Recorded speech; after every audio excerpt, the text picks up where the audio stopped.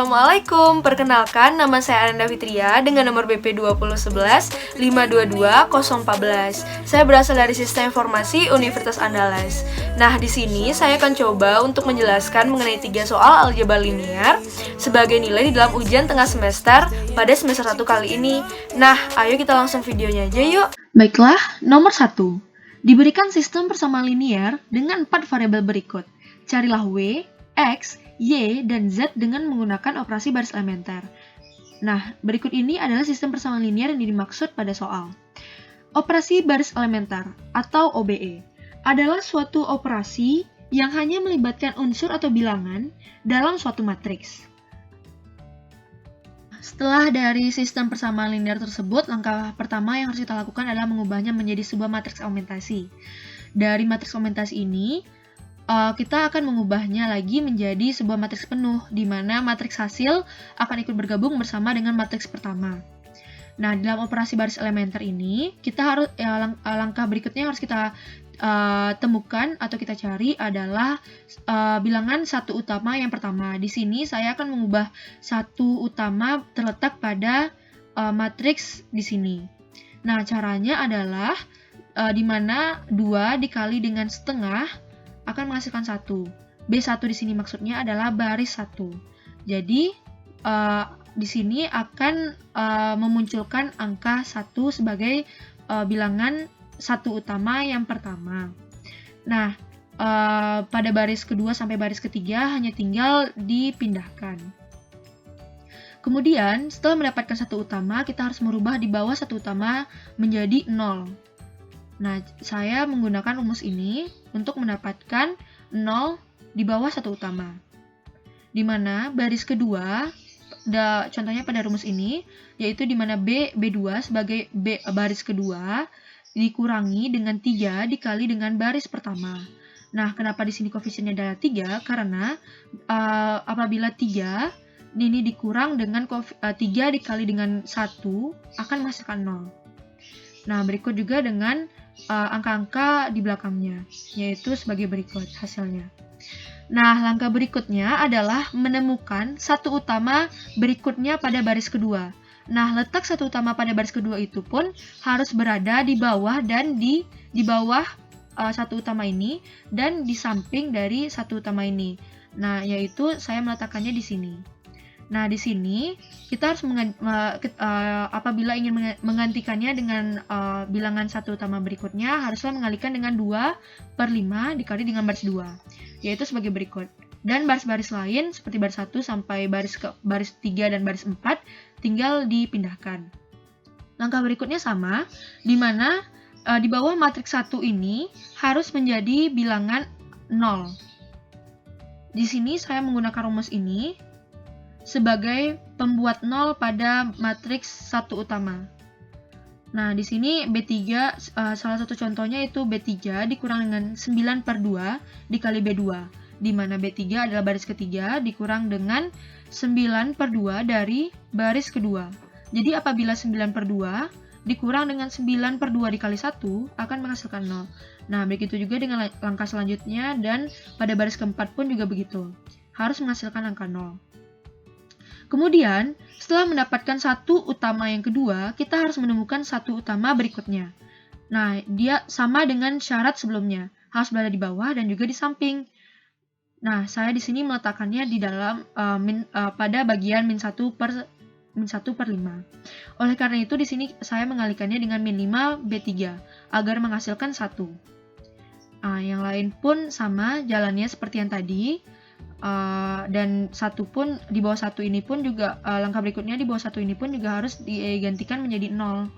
Nah, di sini hasilnya, dan kemudian juga pada bagian terakhir pada baris 4 pun ini juga harus dirubah menjadi matriks utama, dan di sini saya menggunakan angka 71 yang kemudian akan digunakan sebagai letak tempat satu utama berikutnya, yaitu dengan rumus 1/71 agar menghasilkan 1. Nah, di sini setelah mendapatkan matriks seperti ini, nah kita akan merubahnya menjadi sebuah sistem persamaan linear, di mana X 1 ini adalah menjadi X, ditambah dengan setengah Y, dikurang dengan setengah Z, ditambah dengan W, dikurang dengan Z.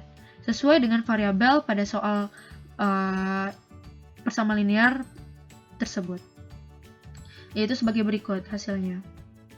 Nah, langkah berikutnya adalah di mana kita harus mensubstitusikan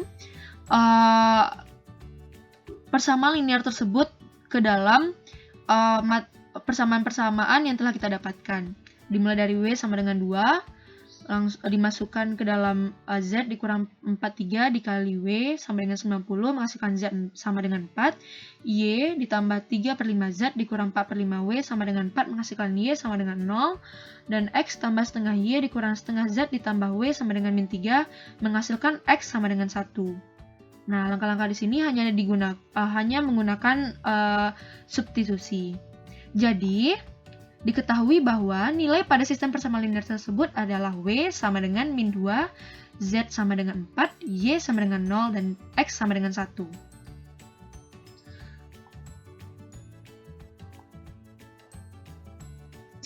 Nomor 2. Diketahui matriks B sebagai berikut, maka jelaskanlah cara untuk mendapatkan determinan matriks B dengan menggunakan aturan Cramer. Nah, langkah pertamanya sama dengan soal sebelumnya adalah mengubah matriks tersebut menjadi sebuah matriks augmentasi. Karena di dalam soal tersebut hanya diketahui matriks B sebagai berikut ini. Oleh karena itu, pada bagian matriks hasil di dalam matriks augmentasi ini dapat ditulis dengan angka bebas. Di sini saya menggunakan angka 1, 2, dan 3 untuk mempermudah kita dalam menyelesaikan soal ini. Kemudian, langkah berikutnya adalah menemukan determinan B, yaitu determinan pada matriks ini. Nah, di sini pada bagian di samping matriks B adalah perulangan dari 2 kolom pertama pada matriks B. Nah, determinan itu dilakukan dengan cara mengalihkan buka kurung, mengalihkan 6 dikali min 4 dikali 1, ditambah dengan min 4 dikali 1 dikali 6, ditambah dengan 1 dikali 7 dikali min 3. Nah, kemudian tutup kurung seperti berikut. Kemudian dikurangi dengan 6 dikali min 4 dikali 1, ditambah dengan min 3 dikali 1 dikali 6, ditambah dengan 1 dikali 7 dikali min 4. Itu sebagai berikut. Nah, oleh karena itu menghasilkan angka 1 pada determinan B. Jadi determinan B adalah 1. Langkah selanjutnya pada aturan Cramer adalah menemukan determinan pada B1. Nah, matriks B1 di sini yang dimaksud adalah ini.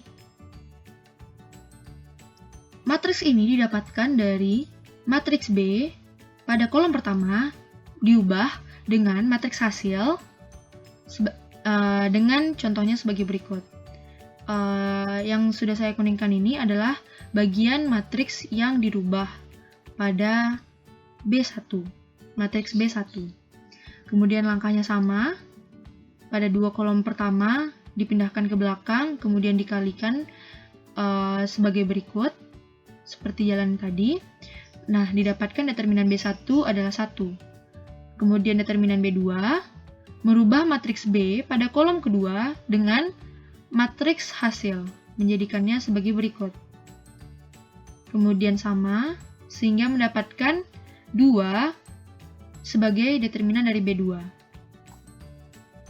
Kemudian adalah determinan B3, di mana adalah matriks B yang pada kolom ketiganya diganti dengan matriks hasil. Sehingga setelah dilakukan dengan jalan yang telah dijabarkan berikut, akan menghasilkan 3 sebagai determinan B3. Jadi, X pada rumus aturan Cramer, X sama dengan determinan B1 dibagi dengan determinan B. Atau dari hasil tersebut adalah 1 dibagi 1 sama dengan 1. Dan kemudian Y sama, di mana determinan B2 dibagi dengan determinan B sama dengan 2 bagi 1, akan menghasilkan 2, dan Z sama dengan determinan B3 dibagi dengan determinan B akan sama dengan 3.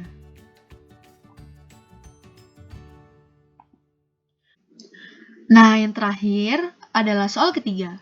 Soal ketiga ini adalah berapakah nilai X, Y, dan Z dari matriks? Jelaskan langkah untuk mendapatkannya. Nah, ini adalah matriks yang dimaksud. Nah, langkah di sini kita dapat menggunakan operasi baris elementer untuk mendapatkan nilai pada X, Y, dan Z, atau kita juga bisa menggunakan aturan Cramer. Di sini saya menggunakan aturan Cramer untuk mempermudah kita dalam penyelesaiannya. Nah, yang pertama kali, seperti yang telah saya jabarkan pada soal nomor 2, kita harus merubahnya menjadi sebuah matriks fermentasi. Berikutnya, langkah yang harus kita lakukan adalah menemukan determinan pada A, pada matriks A. Nah, di sini sama dengan langkah sebelumnya, kita harus meletakkan dua kolom pertama pada matriks A ke samping. Nah, kemudian dikalikan seperti tadi, dikurang, lalu dikali di sini, tambahkan, dan akan menghasilkan A kuadrat dikurang 9 sebagai determinan dari A. Kemudian determinan A1, nah di sini harus diganti matriks A pada kolom pertama dengan matriks hasil pada matriks fermentasi. Nah, dua kolom pertama pun juga diletakkan di samping. Nah, kemudian akan menghasilkan min 5A kuadrat dikurang 12A ditambah 9 apabila mengikuti jalan-jalan yang telah dijabarkan sebelumnya. Di sini saya selalu menandai yang kuning sebagai kolom yang diganti pada matriks tersebut. Nah, kemudian determinan A2 dilakukan dengan jalan yang sama, di mana pada bagian kolom kedua digantikan dengan matriks hasil dengan jalan-jalan yang sama, akan menghasilkan min 2A kuadrat dikurang 9A dikurang 9 yang adalah determinan dari A2. Yang kemudian determinan A3 dengan cara yang sama, di mana kolom ketiganya diganti dengan matriks hasil. Nah, yang kemudian akan menghasilkan 3A dikurang dengan 9. Nah, jadi dengan rumus X sama dengan determinan A1 dikurang dengan determinan A, yaitu yang telah kita dapatkan tadi, determinan A1 adalah min 5A kuadrat dikurang 12A ditambah 9 per A kuadrat dikurang 9 sebagai determinan A, maka kita akan memfaktorkannya menjadi berikut. Nah, karena sama, maka kita coret pada bagian A tambah 3 akan menghasilkan 3 dikurang 5A A dikurang 3 per A dikurang 3. Di sini kenapa jadi 3 dikurang 5A? Karena minnya dikalikan ke dalam. Nah, kemudian sama, di mana Y sama dengan determinan A2 dibagi dengan determinan A, dan yang kita telah dapatkan tadi determinan A2 adalah min 2A kuadrat dikurang 9A dikurang 9 per A kuadrat dikurang 9, maka difaktorkan sebagai berikut. Karena pada hasil dari faktor dari determinan A2 per determinan A menghasilkan faktor yang sama, maka bisa kita coret. Nah, hasilnya adalah sebagai berikut. Kemudian Z sama dengan determinan A3 dibagi dengan determinan A, di mana determinan A3 diketahui 3A dikurang 9 dibagi dengan A kuadrat dikurang 9 pada determinan A, dengan faktor sebagai berikut, yang kemudian kita coret pada bagian A tambah 3, maka di sini nanti akan menghasilkan 3 per A dikurang 3. Jadi, pada soal tersebut diketahui bahwa nilai X-nya adalah 3 dikurang 5A per A dikurang 3, Y adalah min 2A dikurang 3 per A dikurang 3, dan Z adalah 3 per A dikurang 3.